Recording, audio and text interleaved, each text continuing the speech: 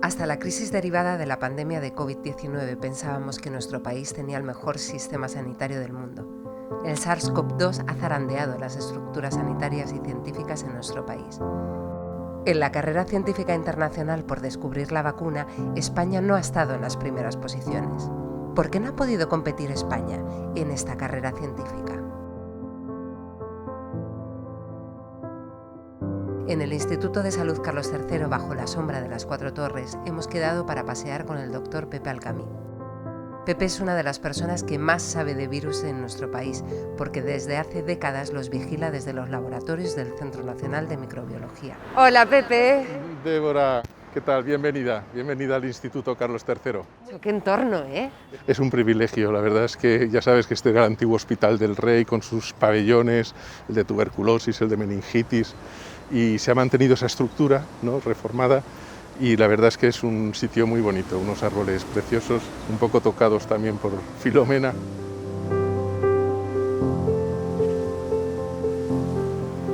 Pepe, tú eres científico aquí en el Instituto de Salud Carlos III, llevas 30 años, más de 30 años dedicándote a investigar virus, eres doctor en microbiología, eres virólogo y sabes muchísimo del VIH.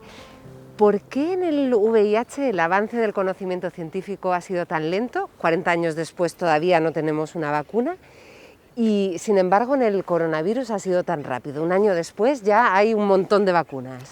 Bueno, el caso de las vacunas es muy especial.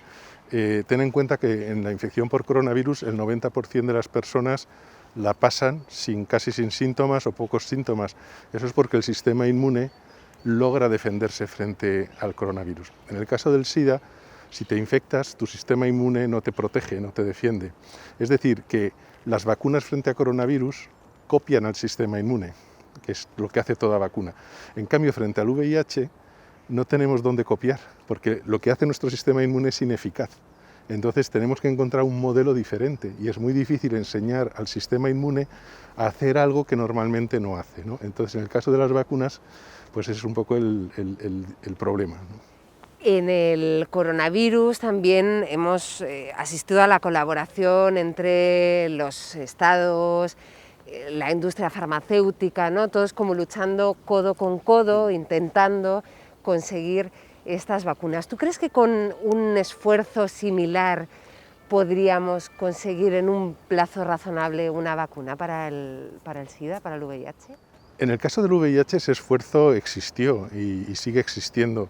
De hecho, yo diría que el coronavirus ha copiado muchos esquemas de funcionamiento y de colaboración científica del VIH. De hecho, gran parte de los investigadores que ahora mismo están desarrollando esas vacunas o tratamientos o conocer cómo funciona el virus vienen del campo del VIH. Y algunas vacunas, como yo digo a veces, el fracaso de las vacunas de VIH ha sido el éxito de las vacunas de coronavirus, porque estaban ensayándose, se han traspasado a corona y funcionan, ¿no? Yo creo que ese esfuerzo ha existido. Lo que ocurre es que el VIH es una enfermedad crónica y la infección por coronavirus es una infección aguda, una enfermedad aguda. Entonces yo creo que la ciencia le ha pasado lo mismo. La ciencia frente al VIH es una historia crónica, una carrera de fondo, y frente al coronavirus ha sido los 100 metros lisos. O sea, ha sido que desde el primer momento todo el mundo ha salido disparado, ¿no? Y ha sido muy interesante el proceso que se ha seguido, es importante, pero no es tan diferente de lo que ocurrió con el SIDA. Pepe, se hace mucha investigación que podríamos llamar como investigación invisible, ¿no? Hay muchas personas que se dedican a investigar en ámbitos que no están en la primera plana de los periódicos ni que aparecen en los medios de comunicación. ¿Cómo de importante es que se siga haciendo ese tipo de investigación y que se mantengan también las estructuras de investigación? Es fundamental, es como un iceberg, es decir, la parte sumergida, la que no vemos, es más del 90% del volumen y del peso del iceberg. Lo que emerge, lo que es bonito para los medios, es ese pico que sale. En el caso fíjate, de las vacunas de coronavirus, si el coronavirus y esta pandemia hubiera llegado 5 años antes, todavía estaríamos diseñando la vacuna. Hubo equipos que un poco en esa sombra o bajo la superficie, ellos trabajaban en cómo expresar la proteína spike famosa, ¿no?, la proteína de la espícula de otros coronavirus. Y lo consiguieron en el año 2014, 2015. Fueron equipos de gente jovencísima, totalmente locos para la gente, ¿para qué vais a hacer eso?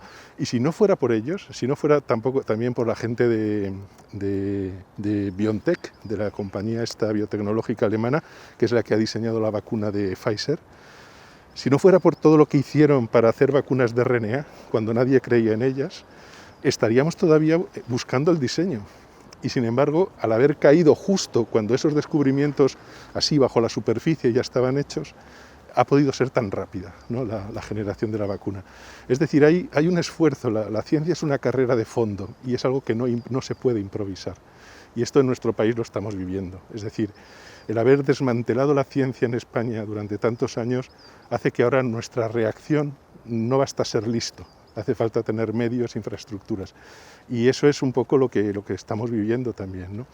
Entonces la ciencia es una apuesta a medio y largo plazo, es una inversión segura, pero que requiere una constancia, ¿no? Y sobre todo ir aumentando, porque el ritmo de crecimiento es absolutamente fascinante. Pepe, estábamos hablando de la ciencia que se hace en España y yo quería preguntarte cómo está la ciencia en nuestro país. Yo creo que la ciencia atraviesa, como en muchas épocas, pues tiene luces y tiene sombras, ¿no? Yo creo que las luces es el esfuerzo, la voluntad, la perseverancia, la inteligencia de las personas que en este país hacen muy buena ciencia, y las sombras es quizás esa falta de reconocimiento que se traduce a todos los niveles, ¿no? Pero lo que es muy decepcionante es la inversión en ciencia, que es ridícula. O sea, yo esto hablo con mis compañeros de Estados Unidos, franceses, Reino Unido. No se creen los presupuestos que tenemos y lo que somos capaces de hacer con eso, ¿no? Y luego está, claro, el problema de las generaciones que se pierden, porque no somos atractivos. Es decir, un chaval pues, puede hacer la tesis, pero luego no tiene continuidad, no tiene carrera científica detrás. Y eso es lo más frustrante, para mí es lo más duro, ver cómo esas generaciones las hemos perdido. Pepe, antes hablábamos también de las vacunas y de hecho en España también se están desarrollando vacunas.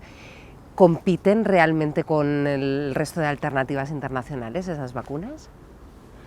Desde el punto de vista conceptual son buenas vacunas. El problema es que nunca llegarán a comercializarse. ¿Por qué? Porque primero la competencia ha sido brutal y ha sido muy rápida. Es decir, tú piensas que Estados Unidos, para acelerar el desarrollo de vacunas, invirtieron 17.000 millones de dólares. A Oxford, el gobierno de Reino Unido, le dio 200 millones de libras cuando empezaron con su prototipo. Aquí estamos, que están contentísimos porque les han dado 3 millones de euros. Claro, porque en la vida vemos esas cantidades en los laboratorios españoles, ¿no? Y esto es así.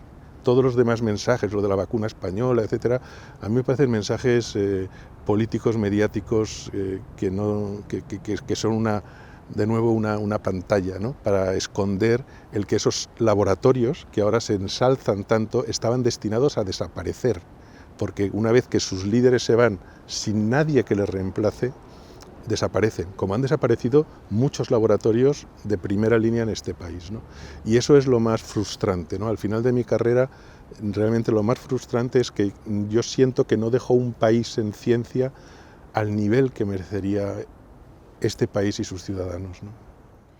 Pepe, tú eres profesor de investigación del Instituto de Salud Carlos III, un experto muy reconocido de ámbito internacional en virus.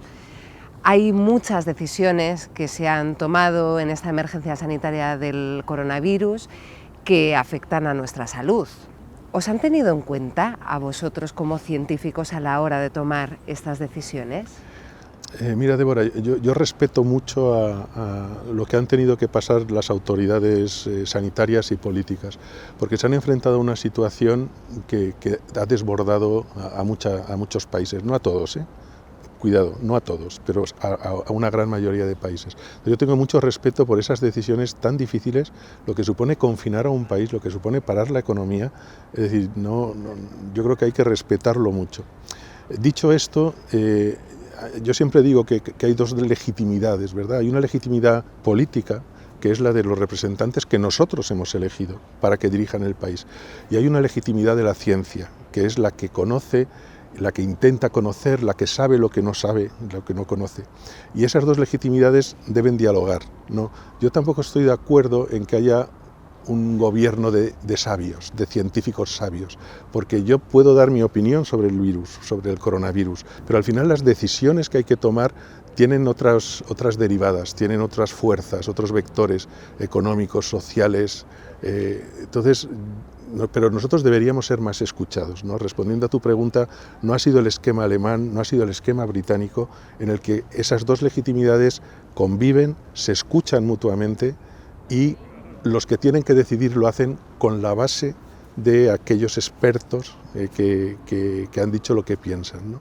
Es un poco, de hecho, la idea que hay detrás de estos paseos conciencia, compartir en positivo, hacer lecturas, ¿no?, de aprendizajes que nos podemos llevar de cara a enfrentar nuevas emergencias sanitarias. Y de hecho, esta iniciativa es una iniciativa de la Red de Investigación en SIDA, de la que tú eres coordinador. Pepe, ¿qué son las redes de investigación, estas estructuras? Lo que las redes científicas pretenden es enlazar el conocimiento de personas que no nos encontraríamos fuera de la red, ¿no? Personas que trabajan en lo mismo que nosotros o en campos cercanos, pero que nunca nos hubiéramos encontrado. Entonces, cuando en el año 2003, por este instituto, ¿no?, esta institución lanza la iniciativa de las redes temáticas de investigación, como se llamaron, pues abrieron una etapa, yo creo que luminosa, en la historia de la ciencia en este país, en muchas áreas. Y lo que a mí me parece más interesante de la red de investigación en SIDA es el hecho de que han convivido grupos muy grandes y muy potentes con grupos que llamamos emergentes, ¿no? Grupos de gente más joven que empezaba su recorrido, hospitales pequeños con grandes hospitales, gente muy reconocida con esta gente que empezaba, y todos nos hemos sentido muy partícipes de la red. ¿Y cómo ha contribuido esta colaboración, esta gran estructura al avance del conocimiento científico sobre el VIH, tanto en el ámbito de nuestro país como en el ámbito internacional, Pepe? Lo ha cambiado todo, fíjate, porque hasta ese momento había personalidades que eran conocidas internacionalmente. La red ha permitido que ese número de escasas personalidades, ¿no?, a veces muy personalistas, sea mucho más numeroso. Pero sobre todo la red ya es un interlocutor en los foros internacionales. Es decir, ya no se dice solo, tenemos que hablar con Pepe Alcamí, tenemos que hablar con Ventura Clotet, tenemos que hablar con Santi Moreno. No, oye, hay que contactar a la red de SIDA, porque tenemos un gran proyecto, ¿no? Y luego ha creado estructuras que no existían. Y esto ha sido, yo creo, fue el gran acierto de los primeros años. Apostar por crear estructuras colaborativas, las cohortes. La gente tenía todos sus pacientes en su rinconcito, guardaba sus muestras en su neverita. En cambio, hicimos una gran estructura de cohortes de distintos tipos de pacientes. Se creó un gran biobanco. No exagero, es el mejor biobanco del mundo en VIH, sin ninguna duda. Está en el Hospital Gregorio Marañón y lo lidera María Ángeles Muñoz. Eso cambia. ¿Por qué? Porque ahora podemos hacer proyectos que no podíamos hacer sin esas estructuras. La red de SIDA es hoy reconocida internacionalmente como un interlocutor científico de este país, ¿no?, de España, y como puede ser la agencia francesa, como pueden ser los ACTGs en Estados Unidos, con un presupuesto 100 veces inferior.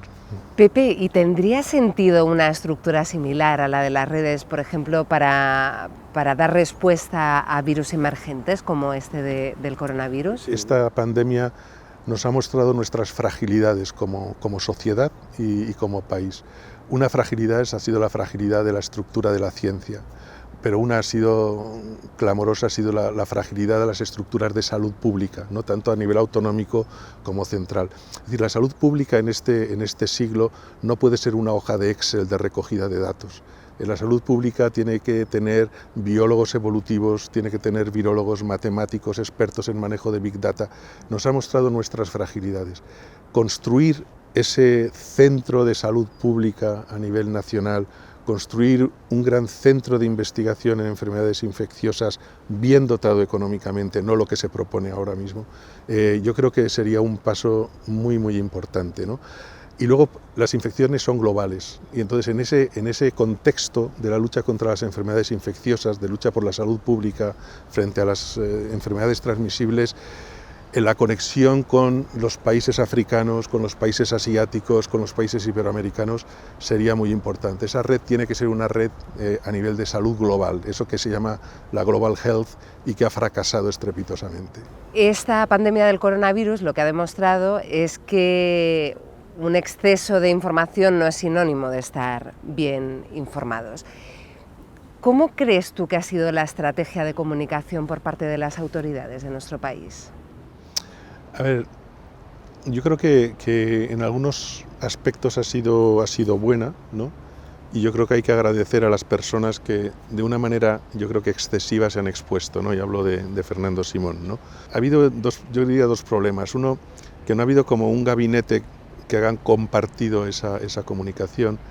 Y el otro es que en algunos momentos no se ha tratado a los ciudadanos como adultos. En algunos mensajes excesivamente simples o queriendo esconder algunos problemas que estaban detrás, ¿no? Y entonces esto, ¿cuál es el inconveniente? Que crea desconfianza. Es decir, la confianza se tarda mucho en ganar y se pierde en un instante y es muy difícil ya de recuperar. Entonces, si te dan mensajes contradictorios, acabas desconfiando en las autoridades y eso es de las cosas peores que nos pueden pasar, porque los países que mejor han salido, entre los factores, está la confianza en que la gente que estaba dirigiendo, a pesar de las limitaciones, sabían que dónde estaban y comunicaban bien dónde estaban, ¿no? A mí me llaman la atención muchas iniciativas, como la primera ministra finesa, que hizo un discurso a los niños, ¿no? Y les explicó lo que era la pandemia y por qué tenían que ayudar. Entonces, ese es un poco lo contrario, hizo adultos a los niños. Y he echado en falta, y esto es una cosa un poco más local, que esta institución, que ha tenido una importancia esencial en la lucha contra la pandemia, no lo ha comunicado bien. No preguntas ahora a la ciudadanía por científicos que han hecho mucho por la lucha contra esta terrible pandemia, no va a salir casi nadie o nadie del instituto. Pepe, ¿cuál tendría que ser el papel de una institución como el Instituto de Salud Carlos III a la hora de comunicar? Bueno, lo primero, tener un gabinete de comunicación que merezca ese nombre. Es decir, no puede ser una única persona, ¿no? Que se rompe una pierna y te has quedado sin gabinete de comunicación. Yo creo que se necesitan equipos, ¿no? ¿Cuál puede ser el papel de los científicos directamente a la hora de comunicar ciencia? Es muy importante porque hasta que la sociedad no tenga la percepción de que lo que hacemos es importante, no vamos a conseguir que los dirigentes del país apuesten por la ciencia. Hay un desconocimiento en el que nosotros también hemos tenido responsabilidad, porque durante mucho tiempo yo creo que no hemos sido conscientes de eso que se llama la ciencia ciudadana, y es hacer partícipe a la sociedad de nuestros esfuerzos, escucharles también, porque a veces te hacen preguntas que son buenas ideas, ¿no? Y no estar, digamos, tan encerrados en nuestros laboratorios, porque esa comunicación es lo que abre el futuro. Además de todas las cosas que ya hemos contado que haces, Pepe, también ahora eres youtuber. ¿Por qué a estas alturas de la vida se te ocurre me voy a hacer youtuber? Yo creo que por comunicar, ¿no? Creo que en estos momentos lo que he de comunicar es mi experiencia y la he de comunicar a mis compañeros, pero también a un público un poquito más amplio. La pandemia ha sido esa oportunidad, porque claro, la gente me llamaba y me preguntaba y esto y lo otro. Y entonces en un momento dado dije, bueno, ¿y por qué no puedo contarlo de una manera un poco divertida, amena, que a la gente le ayude y le tranquilice y le haga un poquito más sabia, ¿no? Que es lo que al final se trata. Nos gustaría que nos dejarais como 3 grandes lecciones aprendidas, tanto de la epidemia del VIH como de la pandemia del coronavirus, que nos puedan ayudar como sociedad en conjunto a enfrentar nuevas emergencias sanitarias de cara al futuro. El primer mensaje es que la solución será científica o no será. El segundo mensaje es que esa solución ¿será solidaria o no será?